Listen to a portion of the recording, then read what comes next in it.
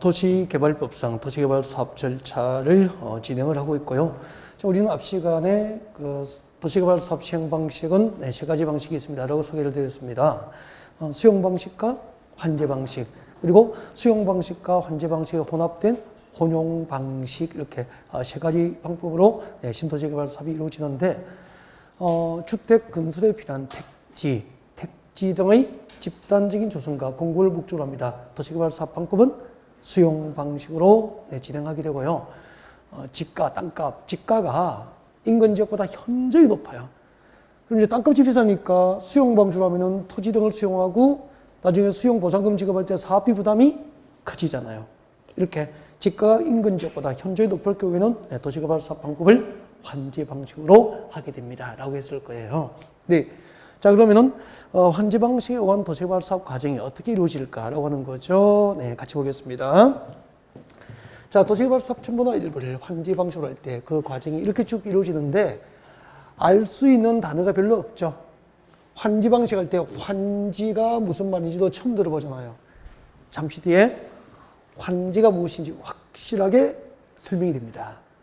네, 아무튼 도시개발 사업의 첨부나 일부를 환지 방식으로 할 때는 환지계획을 작성해서 행정청이 아닌 시행자가 작성한 환지계획에 대해서는 인가를 받아야 됩니다.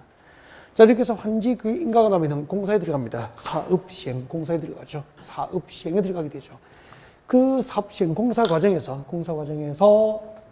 환지, 예정지 처분을 할 수도 있어요.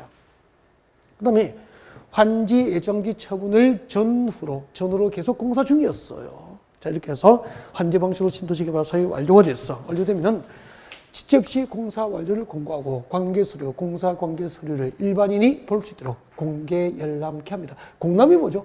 공개적으로 누구나 관련 서류를 읽어볼 수 있도록 해주는 거죠. 그럼 이제 이해관계가 있는 자들, 그 도시개발 투자자라든지 원주민들은 관련 서류를 공람기간 내에 와서 읽어보겠죠. 읽어보고 자신의 의견이 있으면 그냥 집에 가야 됩니까? 의견을 말해야 됩니까? 도시개발 사업 시행자에게 공람기간 중 의견이 있는 자는 의견을 제출할 수 있어요. 그 제출된 의견에 대해서 필요한 조치를 하였거나 제출된 의견이 없으면 준공사를 신청합니다. 자, 준공검사가 있으면 그날부터 60일 내에 준공검사로부터 60일 내에 환지 계획으로 계획된 것을 확정하기 위한 행정처분, 환지 처분이 있게 됩니다. 이렇게 해서 이제 환지 방식으로 신도시개발 사업이 환지 처분이 공고되는 것으로 이제 대략적인 절차가 마무리가 돼요. 그러면은 이 환지 방식의 도시개발 사업 절차에서 가장 중요한 게 첫 번째 환지 계획. 여기는 대부분 한 문제가 나온다고 봐야 됩니다. 이 자체가. 그 다음에 이제 환제 예정지 처분이 무엇인지, 환지 처분이 무엇인지 오늘 개요를 간단하게 설명드리고요. 주로 환지 계획 위주로 지금부터 이제 2시간 정도의 강의를 풀어갈 생각이에요. 그러면 일단 수용 방식으로 도시개발 사업이 이루어지는 과정은 우리가 전 시간 1교시에 이제 공부를 했는데, 환지 방식으로 신도시개발 사업을 어떻게 하는지 한 번도 본 적이 없고 해본 적이 없잖아, 지금. 그래서 지금부터 환지 방식이 어떻게 이루어지는지 그 전체적인 개요, 환지 방식으로 신도시개발 사업은 이렇게 하는 거예요 라고 하는 사업 개요를 여러분에게 지금 설명을 드리려고 해요. 그래서 이제 화면을 보시면, 자, 환지 방식의 도시개발 사업 절차가 대략적으로 어떻게 이루어지는지 봤고요. 자, 이번 시간은 여기에 중점을 둘 거예요. 환지 방식으로 신도시개발 사업을 하는 게 어떤 것인지 그 개요를 지금부터 설명드릴 거예요. 이 개요를 설명하는 과정에서 환지가 무엇인지, 환지 계획이 무엇인지, 환지 설계가 무엇인지, 청산 대상 토지가 무엇인지, 입체 환지가 무엇인지 등을 자연스럽게 제도 속에서 여러분이 궁금해하는 그 어려운 용어들을 자연스럽게 제도 속에서 풀어드릴 거예요. 그러니까 용어만 딱 뽑아서 설명을 하는 게 아니고요. 전체적인 제도 가운데에서 개요를 이해하는 과정에서 하나하나 용어를 설명드리겠다는 거예요. 네. 그래서 일단은 환지 방식의 개요, 그리고 환지 계획 내용 등을 지금부터 이제 보겠습니다. 그래서 앞을 보시면 되죠. 자, 환지 방식으로 신도시개발 사업은 이렇게 하는 거예요. 보신 적이 없죠?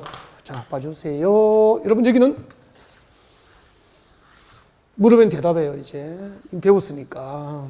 여기는 가보니까, 임야, 미개발된 상태의 임야가 있고, 전답과 순등 농지가 있어요. 전답과 순등 농지가 집도화되어 있고, 그리고 마을, 산 아래에 마을이 있습니다. 네. 자, 여기는 딱 그림 보니까, 조성 토지입니까? 종전의 토지입니까? 그렇죠. 도시개발 사업전 토지를 종전의 토지라고 합니다. 종전 토지라고 그러죠. 도시개발 사업전 토지를 종전 토지라고 하는데 이 신도시개발 전 종전 토지는 원주민이 있겠죠. 여기에 땅 사두고 건물 사둔 또 투자자도 있겠죠. 수천 명, 수백 명이 있을 거예요. 그 중에서 꼭 설명하기 위해서 필요한 3명을 소개합니다. 여기는 신도시개발 사업전이에요. 신도시개발 사업전 100번지 위치입니다. 100번지. 도시개발하기 전 100번지고요. 1000제곱미터의 농지가 있었습니다. 그 농지 소유자는 갑이었습니다. 신도시개발 사업전 종전 토지 100번지 1000제곱미터의 갑의 농지가 있었다는 거죠. 여기는 신도시를 개발하기 전 101번지예요. 101번지 600제곱미터의 농지가 있었고요. 600제곱미터의 농지 소유자, 600제곱미터의 농지 소유자는 을이었습니다. 을.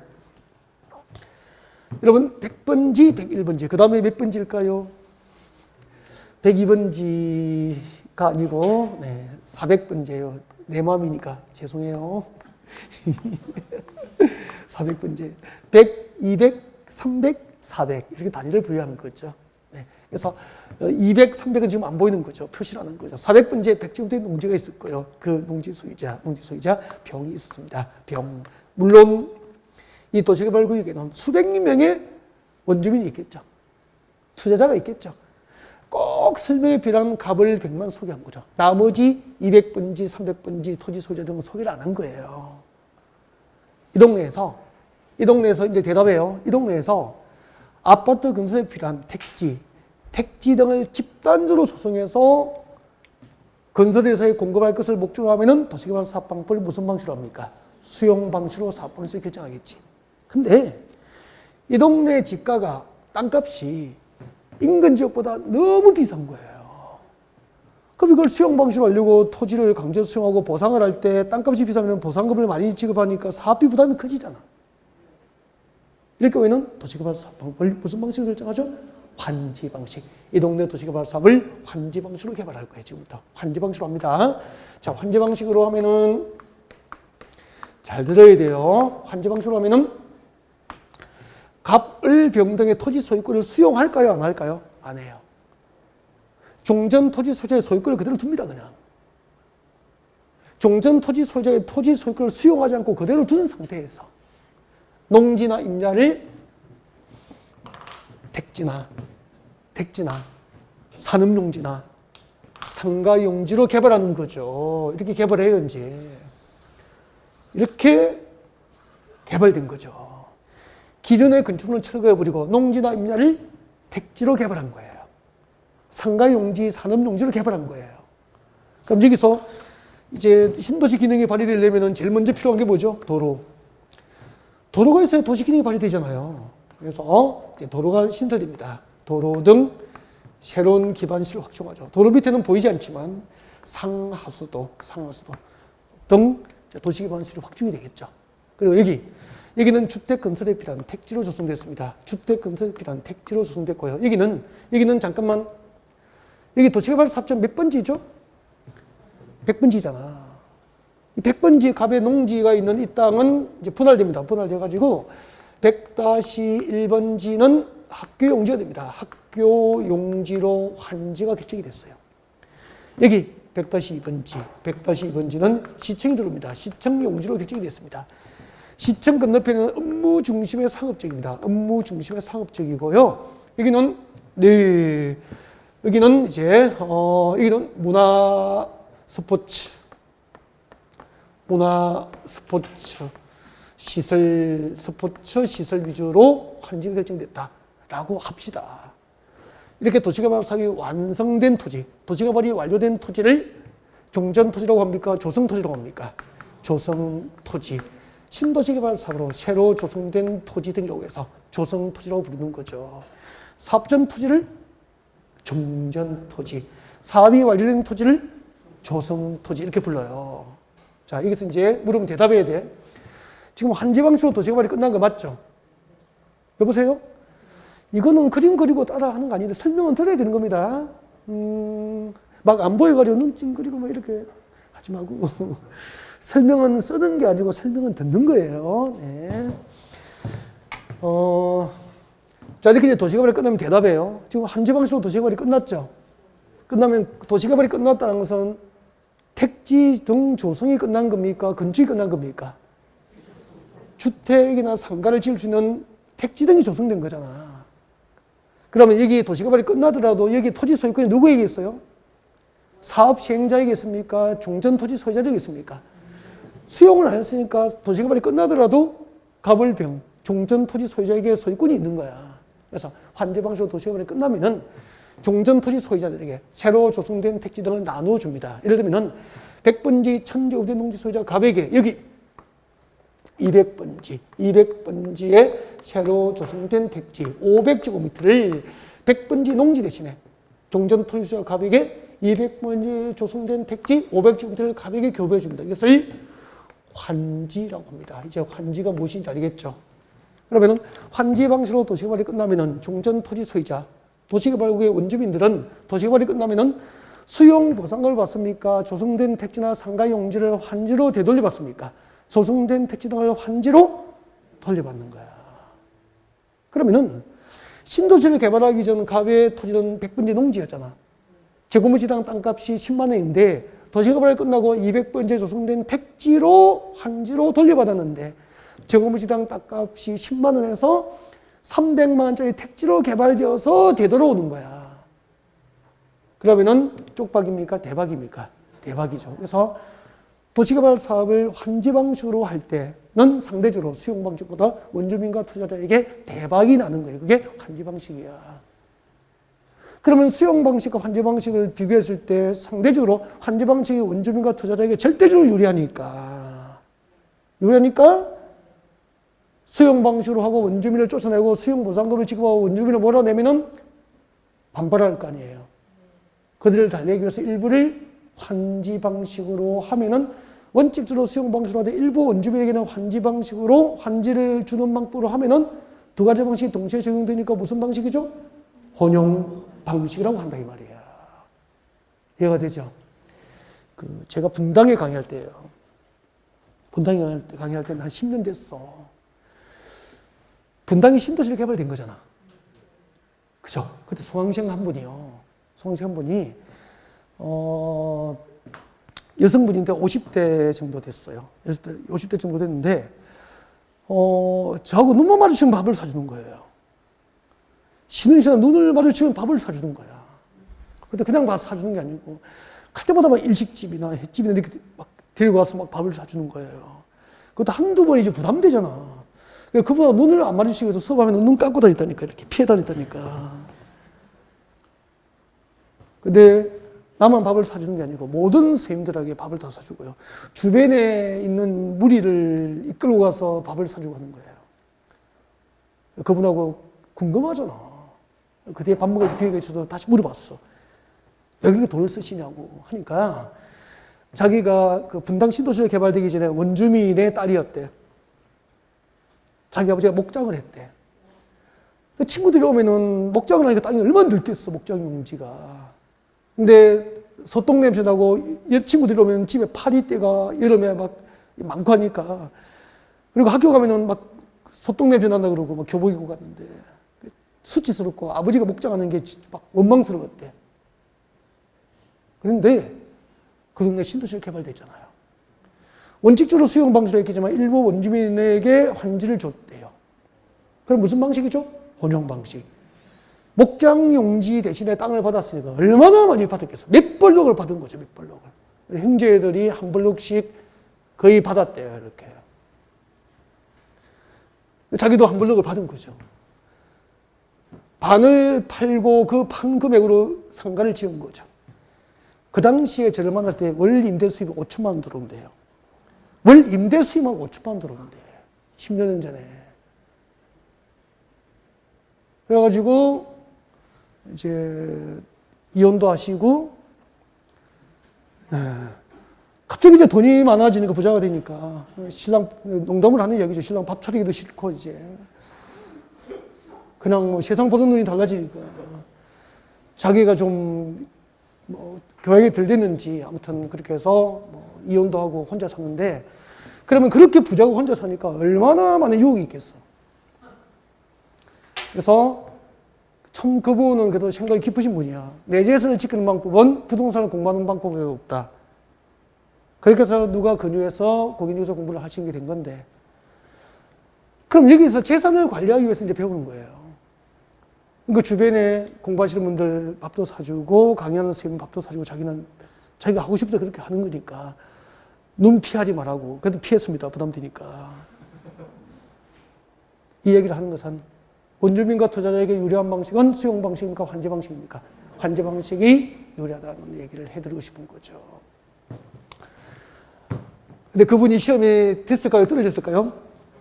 떨어졌죠. 일찍 학교 나가면 안 돼. 많이 배워서 재산을 지켜야 되니까. 맞죠? 근성을 암기하고 그렇게 하지 않는 거죠. 진짜 살아있는 공부를 하는 거죠.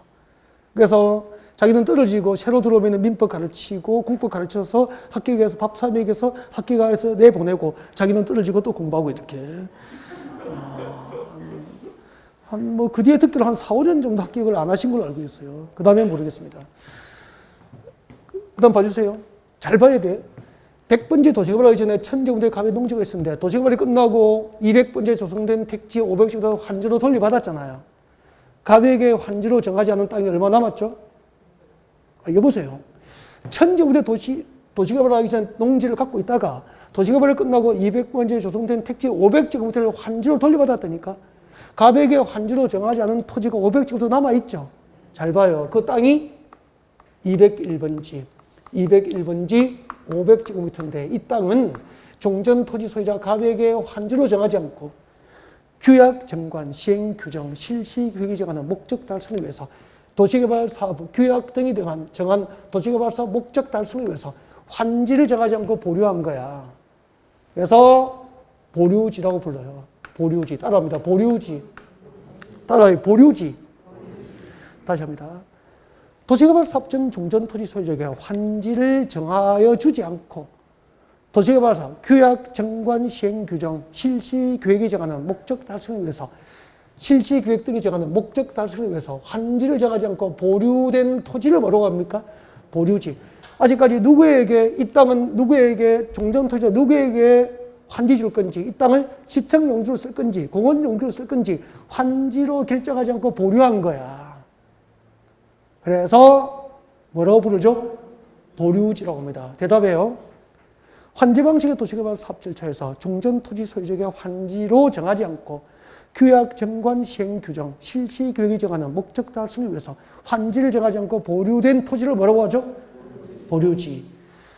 다음 주에 제가 보류지가 뭐죠라고 물으면 말할 수 있도록 준비할 것. 환지 방식의 도시개발 사업 절차에서 도시개발 사업 목적 달성, 도시개발 사업 목적 달성을 위한 용도에 쓰려고 환지로 정하지 않고 보류된 토지를 뭐라고 하죠? 보류지. 이 단어는 딱 뽑아서 필기해서 외우라고 하지 않고 전체적인 제도 속에서 보류지를 자연스럽게 설명하잖아. 그 중에서 그가 뭐죠? 보류지. 그 보류지 중 일부를 여기 잘 보세요. 보류지 중 일부를 201번지 1-로 분할해서 이 보류지 중 일부 이 300제곱미터를 뒷금친 부분만큼 이 300제곱미터를 처분해서 도시개발사업 경비에 사용할 수 있는 용도로 쓸 수 있어. 이것을 채비지라고 합니다. 따라합니다. 채비지. 보류지 중 일부를 처분해서 도시개발사업 경비에 사업 비용에 쓸 목적으로 정한 땅을 뭐라고 하죠? 채비지. 그럼 잠깐만요. 이 채비지는 소유권을 누구에게 줘야 될까요? 상식으로 도시개발 사업 시행자가 환지 처분 공고 이후에 채비지의 소유권을 도시개발 사업 시행자가 취득을 하게 되는 거야. 그러면 시행자는 이 채비지로 정한 땅을 팔아서 사업비, 도시개발 사업 비용을 마련하는 거야. 그리고 환지 방식으로 도시개발 사업할 때 도시개발 사업 비용은 국가 재정으로 합니까? 도시개발 사업청이 채비지를 처분해야 합니까? 채비지를 처분해서 도시개발 사업 비용이 마련되는 거예요. 잠깐만. 그럼 이 채비지, 도시개발 사업 시행자 입장에서는 이 채비지를 팔아야 되죠. 그러면 환지 방식으로 신도시 개발 사업을 하면은 신문에 채비지 분양 공고가 나올까 안 나올까? 나오죠. 채비지는 비싸게 팔까요? 감정 가격으로 팔까요? 감정 가격으로 싸게 팔아요. 그럼 이 채비지 분양 공고 보고 채비지를 분양받고 위치가 좋고 개발 가치가 높은 지목이고 좋은 위치를 받는다면은 감정 가격으로 받았는데 시가가 훨씬 높겠죠? 그만큼 경제적 이익을 누릴 수 있죠. 이런 것이 내 고객으로 하여금 땅 사게 만들어서 고객을 부자로 만들어줄 수 있는 공인중개사는 성공하는 거죠. 채비지가 무엇인지도 모르고 공인중개사 자격증 땄는데 채비지가 뭐죠 물으면 할 말도 없고 그 공인중개사 성공하고 연봉이 높을까요? 분명히 말씀드립니다. 여러분이 합격 이후 부동산 시장에서 여러분의 연봉을 결정하는 과목은 부동산 공부도요. 공부를 제대로 현장을 이해하면서 용어들을 알아가면 연봉이 높을 수밖에 없죠. 결국 공인중개사의 연봉은 성적 수준이라고 보시면 됩니다. 절대적인 아니지만 상당히 맞는 말이에요. 다음. 다시 할게요. 환지 방식의 도시개발 사업 절차에서 중전 토지 소유자에게 환지로 정하지 않고 규약, 정관, 시행 규정, 실시 계획에 정하는 목적 달성을 위해서 환지로 정하지 않고 보류된 토지가 뭐죠? 보류지. 그 보류지 중 일부를 처분해서 도시개발 사업 경비에 충당할 용도로 정한 땅이 뭐죠? 채비지. 그렇죠. 그렇게 되는 거예요. 그 다음에 잘 봐요. 100번지, 1000지구대 농지 소유자 갑의 입장에서는 도시개발이 끝나고 200번지에 조성된 택지 500지구대를 환지로 되돌려봤죠. 나머지 201번지 500제곱미터는 1000제곱미터 중에서 절반에 해당하는 이 땅은 보류지라는 이름으로 도시개발 사업을 위한 목적에 사용할 수 있도록 신도시개발에서 내놓은 거 부담한 거 맞죠? 그럼 갑은 종전토지 면적의 몇 퍼센트를 보류지라는 이름으로 신도시개발에서 부담을 했죠? 50%. 이것을 종전토지 소유자의 토지 부담률이라고 합니다. 이 토지 부담률을 계산하는 문제가 2번 시험 나오는데 전부 공식 외워서 하는 거죠. 공식을 외워서 푸니까 외워지지도 않고 조금만 능력하면 못 푸는 거야. 너무 쉬운데. 환지계획구의 종전 토지 소유자의 토지 면적 가운데서 보류지 면적이 차지하고 있는 비율이 뭐죠? 토지 부담률. 그러면은 갑의 환지 방식의 도시개발 사업 절차에서 종전 토지자 갑의 토지 부담률은 몇 %입니까? 종전 토지 면적 1000제곱미터 가운데서 201번지 500제곱미터를 보류지라는 이름으로 도시개발에서 부담을 했잖아요. 그래서 토지 부담률은 50%가 되는 거죠. 어려워요? 쉬워요? 쉬워요. 환지 방식의 도시개발 사업 절차에서 종전 토지 소유자의 토지 면적 중에서 보류지가 차지하고 있는 비율을 뭐라고 하죠? 토지 부담률이라고 하는 거야. 그럼 만약에요. 토지 부담률이 50%면은, 잠깐. 토지 부담률이 50%면은 100번지 농지 소유자 갑에게, 1000제곱미터 농지 소유자 갑에게 나머지 1000제곱미터의 절반 50%에 해당하는 500제곱미터는 보류지로 신도시 개발에서 부담해야 되니까 나머지 500제곱미터를 갑에게 환지로 교부하는 거 맞죠? 근데 면적을 늘려서 토지 부담률이 50%인데 면적을 늘려서 600제곱미터를 갑에게 교부한 거죠. 그럼 얼마가 더 교부됐죠? 100제곱미터가 더 교부됐죠. 이것을 증환지라고 합니다. 환지로 교부하는 면적을 토지 부담률보다 줄였습니까? 늘렸습니까? 늘려서 교부하면 증환지라고 하는 거야. 따라합니다. 증환지. 그러면 환지 방식으로 신도시 개발 사업할 때 원주민은 증환지가 되면은 토지 부담률보다 면적을 늘려서 환지를 교부받게 돼요. 100제곱미터 더 교부받았죠? 그 100제곱미터 땅값을, 그 100제곱미터 더 교부된 땅값을 갑으로부터 도시개발 사업 시행자가 징수해가 이것을 청산한다 그래. 청산한다. 청산이 무엇인지 알죠? 그때 교부되는 돈을 뭐라고 하죠? 징수되는 돈을 청산금이라고 합니다. 따라합니다. 청산금. 청산금이라 그래. 청산금이 뭔지 알겠죠? 반대로 지금 이 환지구역국의 토지부담률이 50%인데 50%면은 100번지 1000제곱미터 농지 소유자 가백에 500제곱미터를 환지로 교부하는 게 원칙이잖아. 400제곱미터를 교부했어. 그럼 면적이 얼마 줄었죠? 교부되는 면적이 100제곱미터 감소했잖아. 그래서 이것을 무슨 환지라고 하죠? 감환지라고 하는 거야. 감환지. 따라합니다. 감환지. 그러니까 증환지의 반대는 감환지가 되는 거죠. 그러니까 토지 면적 규모를 조정해야 될 필요가 있을 때는 증환지 할 수도 있고 감환지 할 수 있는 거야. 그러니까 감환지는 토지 부담률보다 면적을 줄여서 교부했기 때문에 100제곱미터가 덜 교부됐죠? 그 100제곱미터 덜 교부된 땅값을 도시개발 사업자가 가백에 교부해 줍니다. 이것을 청산한다. 그때 교부되는 돈이 뭐죠? 청산금. 그러면은 환지 방식의 도시개발 사업자에서 증환지하거나 감환지를 하면은 거기서 끝납니까? 청산 절차가 필요합니까? 청산의 절차가 필요하고 그때 징수되거나 교부되는 돈을 뭐라고 하죠? 청산금이 되는 거죠. 그러면은 환지 계획구역의 종전토지 소유자가 청환지 받거나 감환지를 받으면은 청산금으로 청산하는 절차가 필요한 거예요. 청산금이 징수 교부되는 절차가 필요하다 이 말이에요. 그러면은 아까 선수금 수치 토지 상환 채권의 발행은 수용 방식의 도시개발 사업체에서 등장하는 개념이죠. 청환지, 감환지, 토지 부담률 이런 것은 수용 방식의 도시개발 사업절차에 관련된 겁니까? 환지 방식의 사업절차에 관련된 용어들입니까? 환지 방식의 사업절차에서 관련된 용어들이 되는 거죠. 이와 같은 원리와 방식으로 신도시개발 사업이 이루어지면은 무슨 방식이 됩니까? 환지 방식이 되는 거죠. 자, 잘 들으십시오.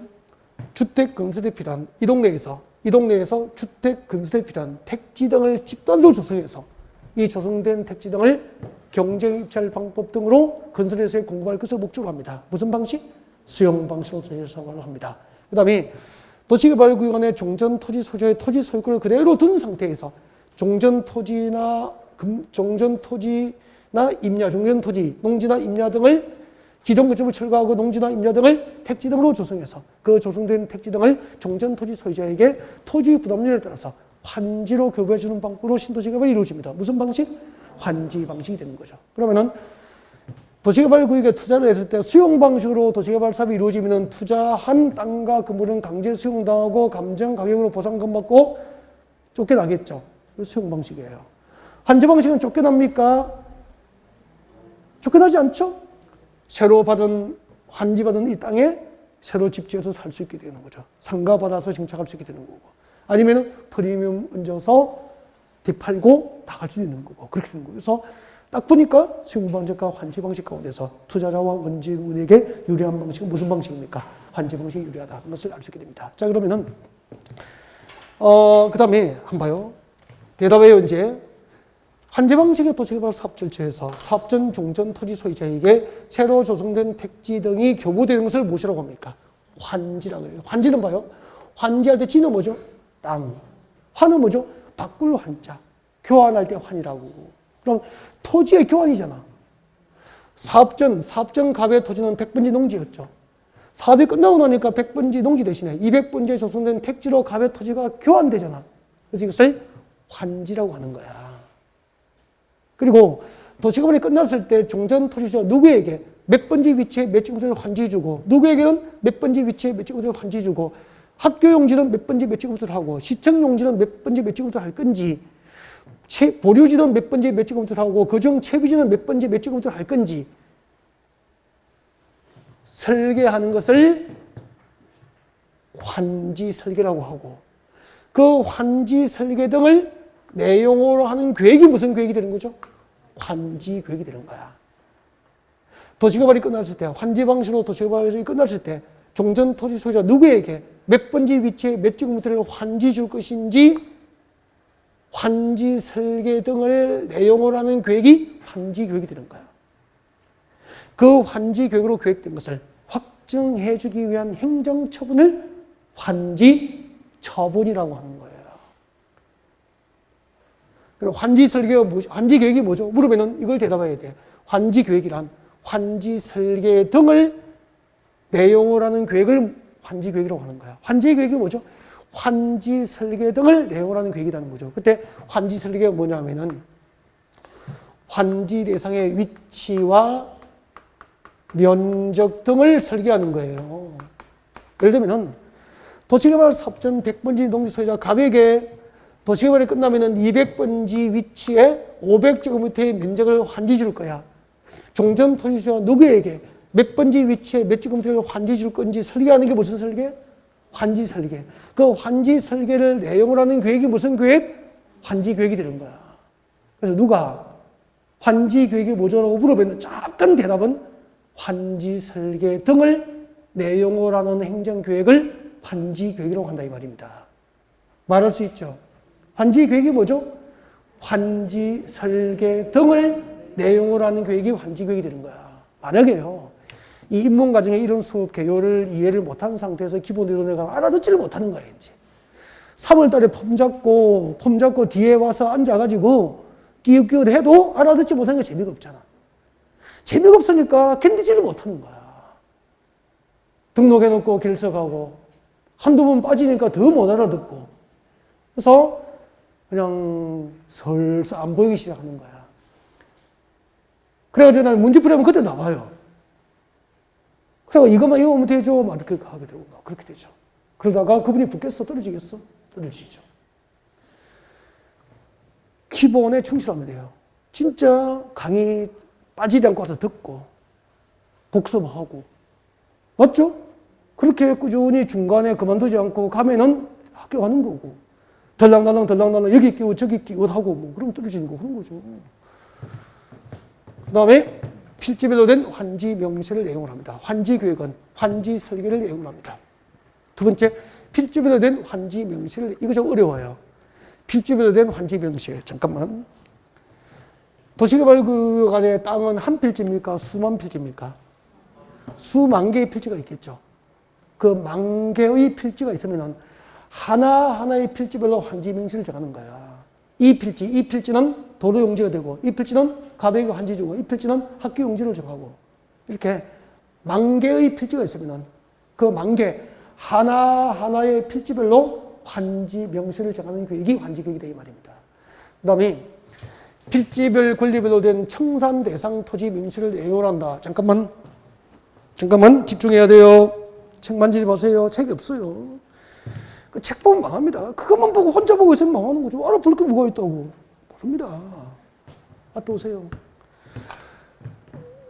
청산 대상 토지가 뭐냐면 여기 봐요. 지금 토지 부담률이 몇 %죠? 50.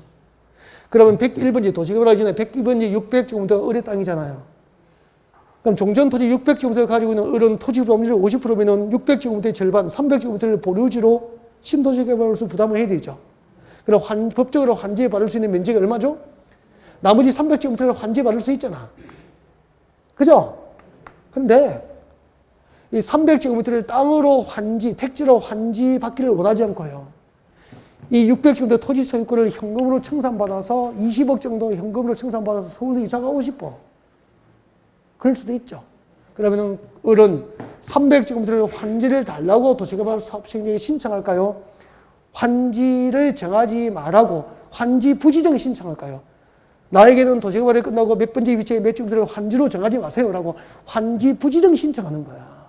그러면은 환지를 신청하지 않은 환지 부지정을 신청한 을의 101번지 600종 토지 소유권은 환지를 줘야 됩니까? 현금으로 청산해줘야 됩니까? 현금으로 청산해줘야 되잖아. 이해가 되죠? 그래서 이 환지계획구역에 몇 번지 몇 제곱미터의 토지 소유권이 현금으로 청산해줘야 되는지, 몇 번지 임야 소유권과 광업권이 현금 청산 대상인지, 몇 번지 농지 소유권과 물을 사용할 수 있는 권리가 현금 청산 대상인지, 몇 번지 건축물이 현금 청산 대상인지, 이 환지계획구역에 필지별 권리별로 된 청산 대상 토지 명세를 내용을 하는 계획이 환지계획이다 이 말입니다. 그럼 한번 봐요. 나중에 그러면은 갑은 도시개발이 끝나고 조성된 택지를 환지받았죠. 그죠? 그럼 이야기 드릴게요. 수도권에서 환지 방식 신도시 개발이 끝났잖아. 그럼 종전 원주민들이 환지 받은 땅에 직접 건축하는 비율은 30% 정도밖에 안 된대요. 통계가. 그리고 환지 받은 땅에 직접 건축합니까? 프리미엄 부지 판다는 겁니까? 팔잖아. 근데 누가 팔아야 되죠? 여러분이 팔아야 되잖아요. 맞죠? 그래서 여기 이제 물건 나오면 그걸 받아서 팔아야 되니까 환지 방식으로 신도시 개발이 끝날 때쯤 되면 그 출입구에 1층은 전부 1년 전부터 부동산이 들어오는 거야. 알겠죠? 그럼 이때 들어오는 부동산들은 뭔가 좀 알고 있는 선수들이야. 그러면은 환지 방식으로 신도시를 개발하려면 먼저 환지 계획을 작성하거든요. 그때 환지 계획을 정보를 얻으면은 도시개발이 끝나고 누구는 도시개발이 끝나고 몇 번째 몇 층부터 환지를 받고 몇 번째 학교가 들어오고 몇 번째 시청이 들어오고 몇 번째 업무 중심의 상업적인지 다 알게 되잖아. 그 다음에 그 누가 어디에 환지 받는지 알면은 그분들이 이걸 팔아달라고 맡길 때 우리 부동산 사무소에 그 물건을 맡겨줄 수 있도록 그분들을 대상으로 영업을 해야 되잖아. 그래서 환지 방식으로 신도시 개발 사업이 이루어지면 도시개발이 이루어지는 3, 4년 동안 거기에 원주민들을 나의 고객으로 만들기 위해서 치열하게 고수들은 물밑에서 경쟁을 하는 거야.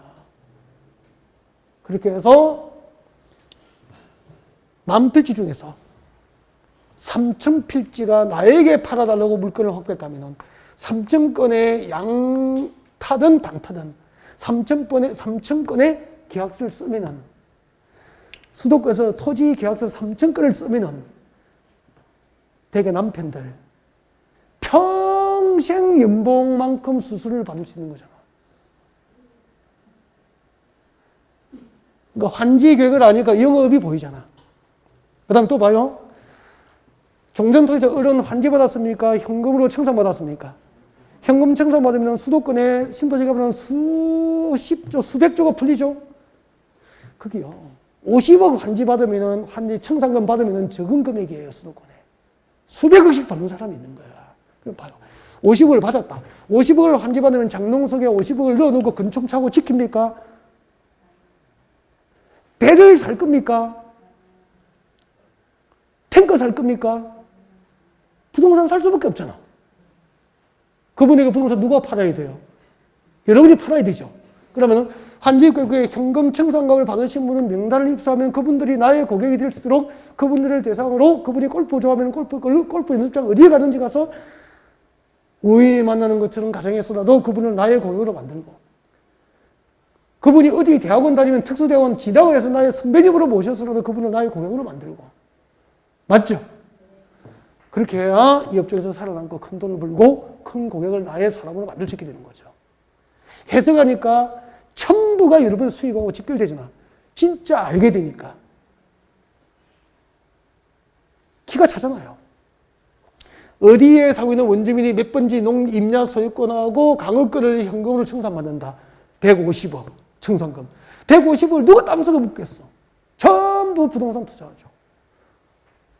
장롱석에 넣어둔 사람 없잖아요. 은행에 누가 넣어둡니까? 세금 빼고 나면 재료금 내는데. 해석하니까 실무가 보이잖아. 몇 번째 몇 층부터가 보류지인지 몇 번째 몇 층부터 채비지인지 다 알 수 있잖아. 채비지, 보류지 명세도 전부 환지 계획으로 결정이 됩니다. 그러니까 환지 계획을 연구하면은 몇 번째 몇 층부터가 채비지로 처분되는지 몇 번째는 보류지로 정해지는지 다 알게 된다니까.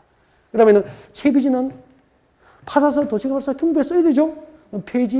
채비지 분양 공고가 나는 거야. 그러니까 환지 계획을 보면 채비지가 한 군데입니까? 여러 군데입니까? 곳곳에 채비지가 있을 거 아니야.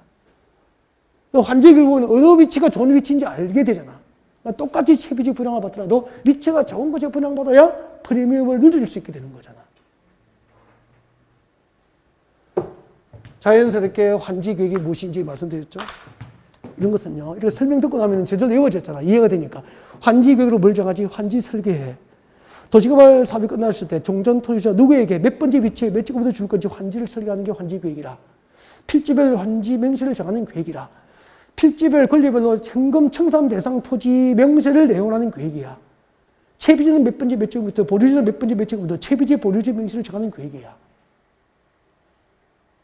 이걸 외워야 되겠어? 안 외워도 들어옵니까? 전체를 이해하니까 안 외워도 들어오잖아, 이게. 최소한 보면은 기억이 나잖아. 근데 이걸 쪽지에 적어서 외우고, 암기 카드 만들어서 외우면은 돌아서는 사라지죠. 맞죠? 그러니까, 진짜 암기를 잘하는 방법은 이해를 반복해라. 그러면은, 달달 못 외워도 보면은 생각이라도 나는데, 단순히 이해도 못하는 상태에서 암기만 하면은 고생만 하고, 시험지 받으면은 보이지도 않고, 조금만 응용해도 답 찾을 수도 없고, 그렇게 된 거라고. 그 다음에, 입체 환지용 건축물 면적입니다. 입체 환지용 건축물 면적. 입체환지가 진짜 중요한 개념이거든요. 이거 시험에 자주 나오죠? 입체환지. 입체환지가 뭔지 설명할게요.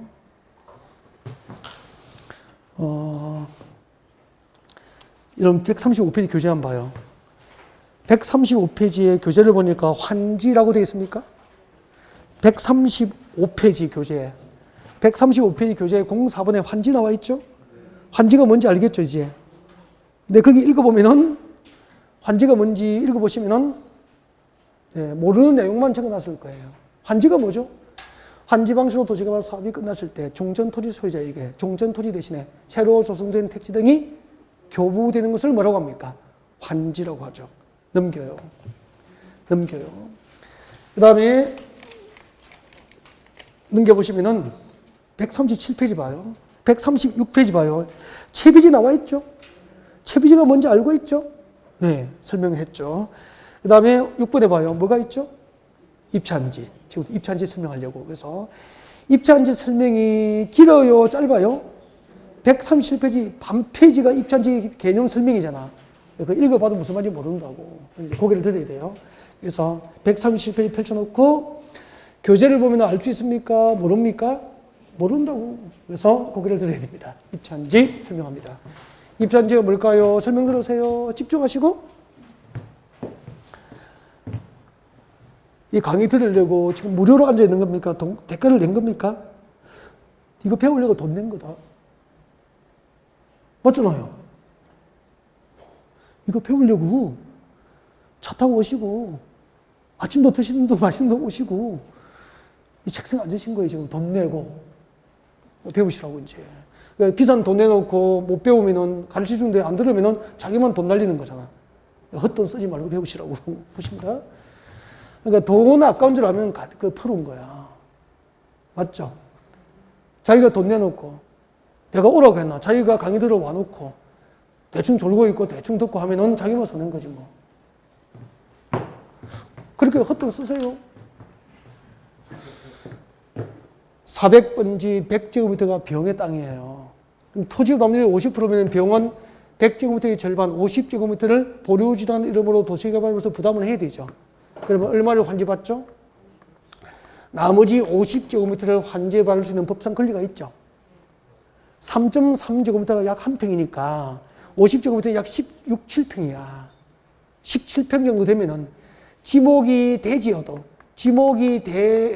환지받아서 17평 대지의 건축물을 건축하기에 충분합니까? 면적이 작습니까?